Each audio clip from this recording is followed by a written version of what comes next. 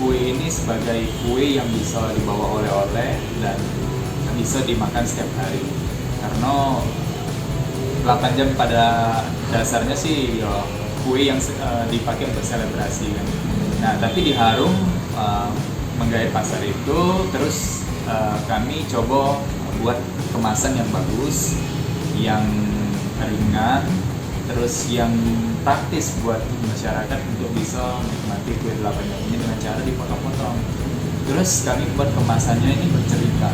Nah, di dalam kemasan itu kami buat kue kami ini dengan 35 telur kami hadirkan di situ. Ada ini kan 35 telur, kami seloyangnya sekitar 35 telur. Terus ini adalah gendok. Gendok itu tuh apa namanya, alat masak atau oven wong Palembang dulu. Kan kalau dulu kan belum ada oven yang canggih, dulu wong tua Palembang tuh pakai gendok sebagai api aras dan bawang gitu.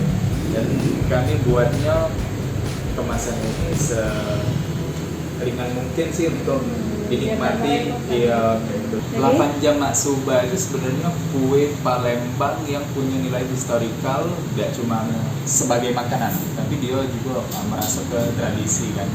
Nah, dulu Palembang, kue Palembang ini bisa dinikmati di hari-hari besar kayak Lebaran, kayak acara pernikahan dan lain sebagainya.